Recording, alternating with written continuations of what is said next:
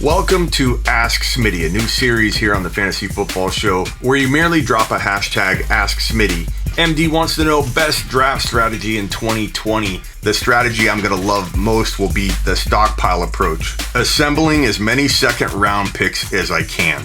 That means trading my first rounder down into the second round and affording me to move my sixth rounder up into the third round. Then trading maybe my fourth and fifth rounder for another second round pick, using the third rounder I got and more to move up into the second round again. And if I use all my picks before round 8 to get into another second round pick, and let's say I got 5 picks in that second round, this is called kicking the can down the road. And while it looks alarming, really when you count all your rounds that you have picks in, you're only missing 3 rounds of picks in the later rounds where you kick the can and the problem down the road so far that you're not really worried about the issue.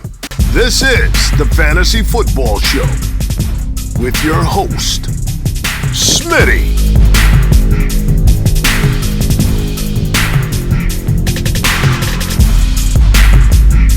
Top 5 running back. You're watching the Fantasy Football Show. Smitty!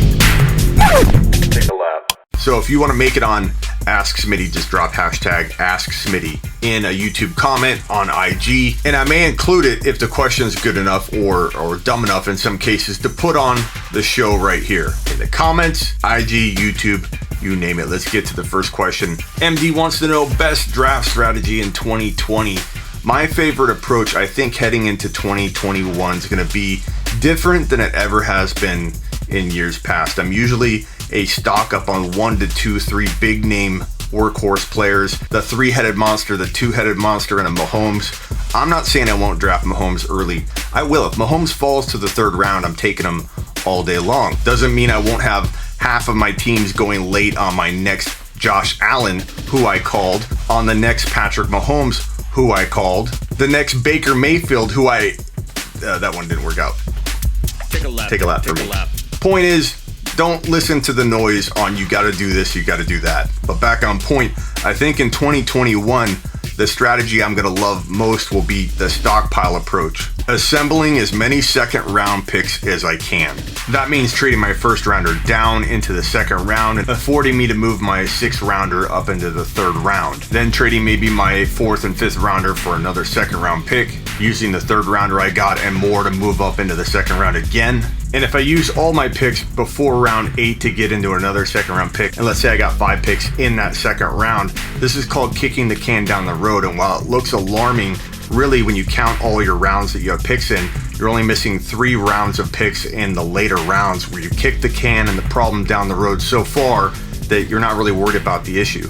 The drop-off in talent's pretty extreme down there, so you're not really worried. You've kicked that can so far down the road, the impact's not really that big of a deal. Before you know it, I'm building the best team you've ever seen because there are first-round talents hidden in the second round in 2021. And if you compile 4 or 5 of these guys, you're going to flat out have not only the most dominant looking team on paper, but the safest team, the most spread out team. If I give you a $100 bill, you could lose that $100 bill and have nothing. If you take that $100 bill and divide it up into a bunch of $20 bills, you could take a loss and still have a whole bunch of your money if you can do it right, diluting your value out into big guns that have the upside to be as good as those $100 bill talents. That's how you dominate in 2021, and I'm going to talk about it all over the place from here until kickoff. So get ready. That will be one of the dead horses I beat over and over and over on the show,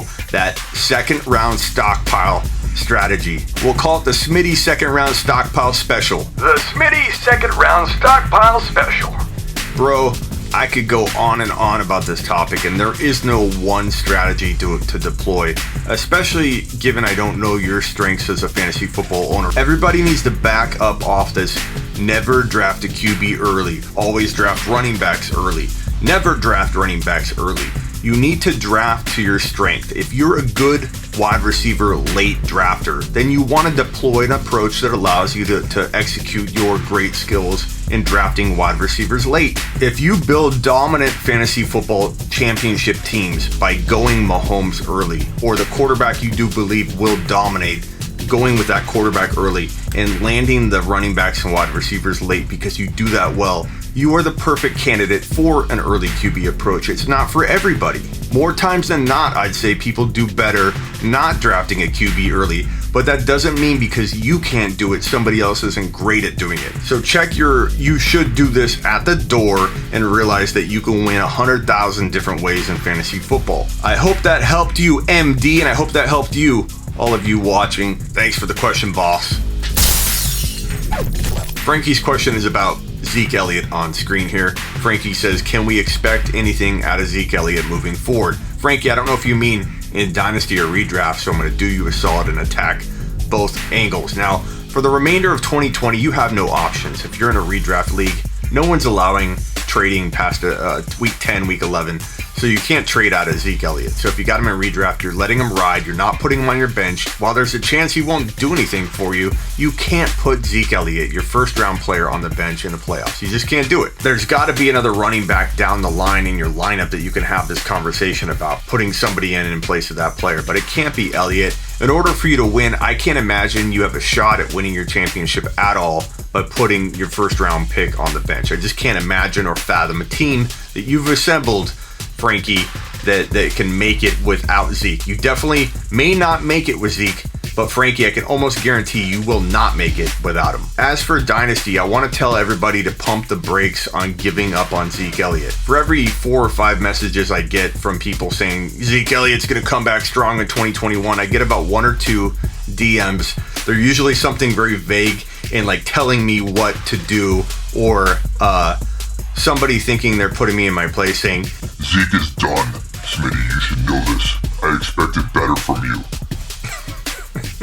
The bottom line is, we don't know what's going to happen with Zeke Elliott. Much depends on the Cowboys offense. If Dak gets back healthy, if they retain Dak, Dak's going to want a whole bunch of money. But my guess is not a lot of teams are going to come knocking on Dak's door. My guess is the desperate Cowboys and the soon-to-be desperate Dak find a way to get this marriage cooking. That will provide security for Zeke in the offense, for Cooper, for Lamb especially. I really want Lamb to have some security at the quarterback position. I don't want them walking into some cluster heading into 2021. I believe Dak will be the guy. Now, a lot's going to depend on that, and also if Dak is the guy, how healthy he looks heading into early 2021. My prediction, I've talked about this in a couple videos back, but my prediction is this, that I think that Elliott walks into early 2021 mock draft. So we're talking January, February, something around the 6 to 8 overall ADP type value. Something he can hit a home run from, but also something he can probably earn with ease even on a somewhat up and down year, especially if you cuff him to Pollard and Pollard does remain the guy in 2021. I'm not scared of retaining Zeke. I'm not scared of buying low on Zeke. And if I own him, I'm not going to jump ship on the guy when I won't get near what I believe I should be getting in terms of trade value. The only move in Dynasty is to hold him. And there's a nice little market for going and getting Zeke on the cheap, especially if you have a team where you have a guy like Aaron Jones, you're not winning. Let's say you get knocked out of the playoffs in round 1. Aaron Jones is popping off in the fantasy football playoffs, and you're not so confident in his future injury history usage. Aaron Jones is so TD dependent. Trading Aaron Jones on the high for an Elliott and something is a really, really smart buy low dynasty move. I like Elliott. I like Elliott a lot, Frankie, and he's got a lot of wiggle room back to the top 5 running backs and still potentially top 2 to 3, top 2 to 4 running back range for at least 2 to 3 more years. Don't give up on him, Frankie, or I will make you take a lap. Take a lap. Take a lap. Thanks for the question, boss. Next question is from Saints Mafia Mike. Who is the next breakout wide receiver? Okay, so this question is kind of tricky because you get a lot of people very, very upset when you name somebody too big name or somebody too deep, because they want a bigger type player, not a deep sleeper. So I'm going to give you a couple of different names from different levels in ADP data. I think Ceedee Lamb is going to be my number 1 breakout wide receiver. Not very unexpected, although that doesn't mean that people aren't going to undervalue him. Bottom line, he could be a top 5 wide receiver as soon as 2021. Pump the brakes on investing at that level. Make sure you're getting him way beyond that range, so you got a lot of upside and ceiling value. Give him some wiggle room and flexibility to maybe not get there right away or potentially be top 7, and then you're not extremely disappointed. But Lamb has all of the physical tools, could have the situation of Dak gets back healthy and they sign him long term, but to be a top 5 wide receiver for the future in fantasy. We're not talking about AJ Brown, he's already broken out. We could talk about, McLaurin becoming not just a wide receiver, 2 right now, almost borderline wide receiver 1 heading into the fantasy playoffs. A lot of people think he is a wide receiver 1 already, so we can't really use McLaurin, but I want to throw that name out there so I don't get all the DMs. What about McLaurin, Smitty? McLaurin is going to be a wide receiver 1. Get ready for the show. You could throw out T. Higgins as a potential breakout. You could throw out a guy like Michael Pittman, deep wide receiver. Don't forget about Travis Fulgham in 2021, Tim Patrick, Gabriel Davis very late. The further back we get, the more unlikely they are to become like that big name top 5 to 10 wide receiver.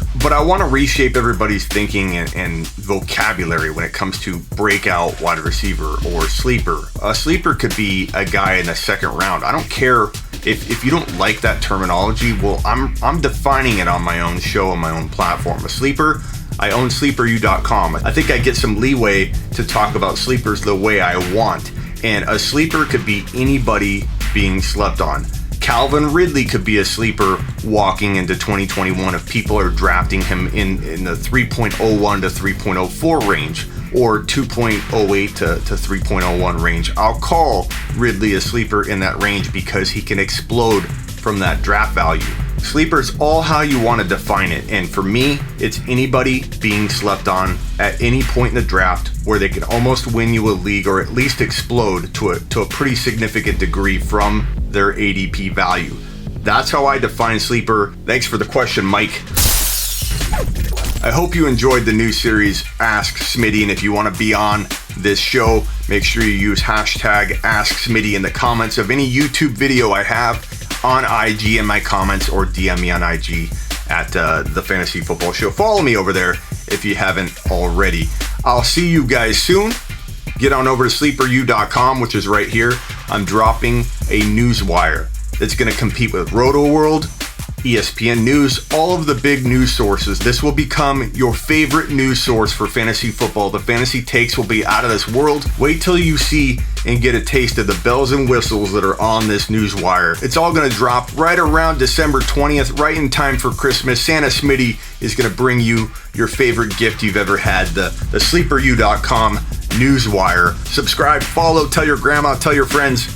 Get out of here. This is the Fantasy Football Show with your host, Smitty.